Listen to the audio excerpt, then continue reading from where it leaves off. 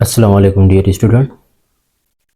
तो आज इस वीडियो के अंदर जो है वो हम लोग चैप्टर नंबर 1 एक्सरसाइज 1.2 का प्रॉब्लम नंबर 10 जो है वो सॉल्व करने जा रहे हैं। तो हम लोग इसके अंदर जो है वो क्वाड्रेटिक इक्वेशन को बाय कंप्लीटिंग स्क्वायर मेथड जो है वो सिंपलीफाई करेंगे। तो लास्ट टाइम जो है वो हम लोगों ने डिस्कस किया था कि भाई एक गिवन क्वाड्रेटिक इक्वेशन को जो है वो कंप्लीटिंग स्क्वायर मेथड से कैसे सिंपलीफाई किया जाता है। तो उसके टोटल जो है वो हमारे पास 5 स्टेप थे। तो उसकी वीडियो जो है वीडियो की लिंक मैंने डिस्क्रिप्शन के अंदर दी हुई है, तो आप वहाँ पर जाके जो है वो देख सकते हैं। ओके, तो हमारे पास इक्वेशन जो गिवन है 2x² - 5bx - 3b²। तो अकॉर्डिंग टू द रूल्स हमारे पास सबसे पहला जो रूल था कि आप अपनी गिवन इक्वेशन को जो है वो standard form of quadratic equation में लेके आएँ। ठीक, और वो standard form of quadratic equation होती क्या है? That is ax² plus bx plus c equals to 0। तो हमारे पास जो गिवन इक्वेशन है वो बेसिकली सेटिस्फाई कर रही है हमारी standard form of quadratic equation को। देखें 2x² 5bx 3b²। तो यहाँ पर x² x और कांस्टेंट। ठीक, तो फर्स्ट स्टेप जो है वो हमारा हो गया। अब नेक्स्ट हमारे पास ये था कि जो हमारे पास कांस्टेंट की वैल्यू होती है उसको हम शिफ्ट करवाते हैं towards the right hand side. तो हमारे पास कांस्टेंट की जो वैल्यू है -3b² है। तो अगर हम इसको शिफ्ट करवाएंगे राइट हैंड साइड पे तो ये -3b² जो है वो +3b² में चेंज हो जाएगा। तो आपकी इक्वेशन जो रहेगी that will be 2x² - 5bx - 3b² equals to 3b²। यहाँ पर जो था वो -3b², राइट हैंड साइड जो है पे +3b²। ओके, ये हमारे पास है दूसरा स्टेप। तीसरा स्टेप हमारे पास ये था कि जो x² का कोफिशिएंट है उसको आप लोगों ने जो है वो डिवाइड करवा देना है कंप्लीट इक्वेशन को। तो हमारे पास x² का कोफिशिएंट जो है वो 2 है, तो इसलिए हम पूरी इक्वेशन को जो है वो 2 के साथ डिवाइड करवा देंगे। तो ये हमारे पास रह जाएगा 2x² minus 5bx/2 equals to 3b²/2। तो अगर हम देखें यहाँ पर भी न्यूमरेटर में भी 2 और डिनोमिनेटर में भी 2 कैंसिल आउट, तो हमारे पास पीछे जो इक्वेशन बच गई that is x² minus 5bx/2 equals to 3b²/2। ये था हमारे पास स्टेप नंबर 3।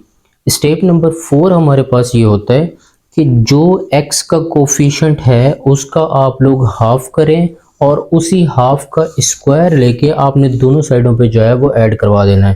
तो यहाँ पर x का जो कोफिशिएंट है वो 5b/2 है।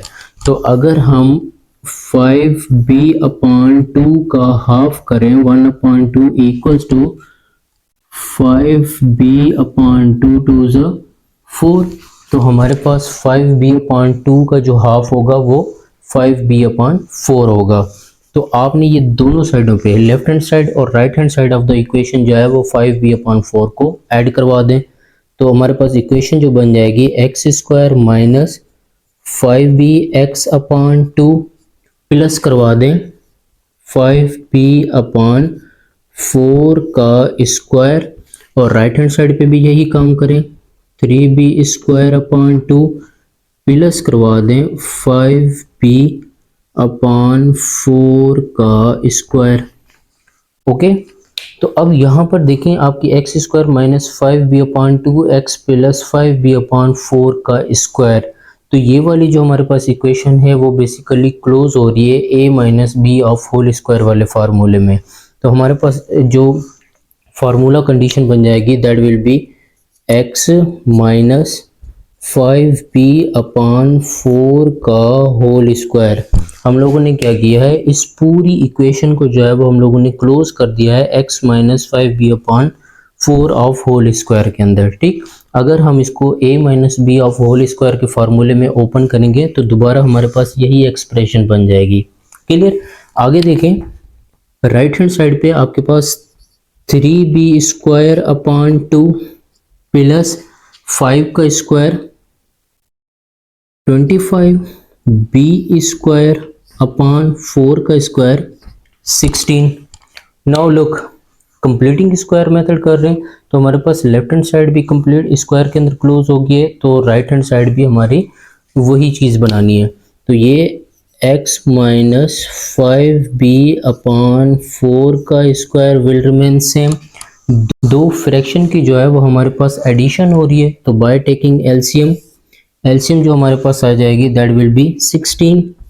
ओके, तो अगर हम 16 को 2 के साथ डिवाइड करवा दें, 8 मल्टीप्लाई बाय 3 24 b का square plus 16 divided by 16 1 multiply by 25 b square.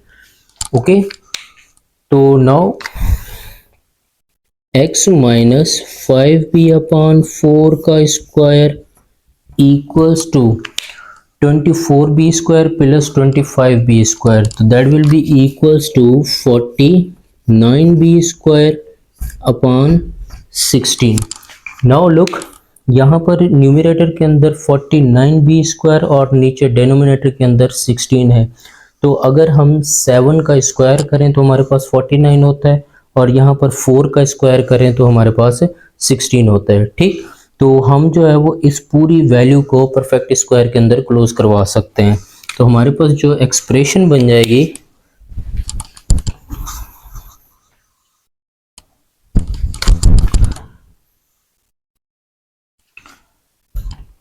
x minus 5b upon 4 का square will be equals to 7b upon 4 का स्क्वायर। ओके, तो हमें x की वैल्यू एक्सट्रैक्ट करनी है। अगर हम दोनों साइडों पे जो है वो रेडिकल ले लें by taking radical on both side, तो हमारे पास x minus 5b upon 4 square का रेडिकल, और इस साइड पे हमारे पास 7b अपॉन 4 का स्क्वायर।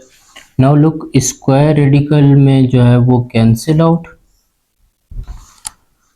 तो यहाँ पर हमारे पास x minus 5b upon 4 equals two plus minus 7b upon 4।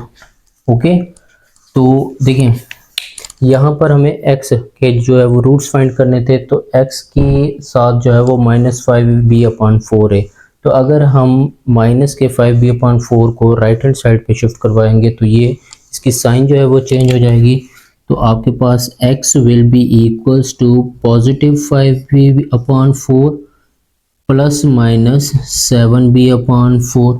ठीक, तो एक हमारे पास जो x आ जाएगा that will be equals to 5b upon 4 plus 7b upon 4। तो देखें आपके पास है दो फ्रैक्शन की जो है वो एडिशन हो रही है, x will be equals to LCM जो आ जाएगी वो 4 divided by 4 1 multiply by 5b plus 4 divided by 4 1 multiply by 7b, तो x will be equals to 5b plus 7b, that will be equals to 12b upon 4, तो 4 का table 1 time 3 time, so x will be equals to 3b। तो एक हमारे पास जो x का root आया है that is equals to 3b, और दूसरा आपके पास जो x का रूट आएगा x is equals to 5b upon 4 minus 7b upon 4, तो x will be equals to, दो फ्रैक्शंस की सब्ट्रैक्शन हो रही है तो आपके पास एलसीएम जो आएगी वो 4, तो 4 divided by 4 1 multiply by 5b minus 4 divided by 4 1 multiply by 7b। Now look, आपके पास 5b पॉजिटिव का है और माइनस के 7b, तो आपके पास जो रिमाइंडर बचेगा x will be equals to minus के 2b अपॉन 4।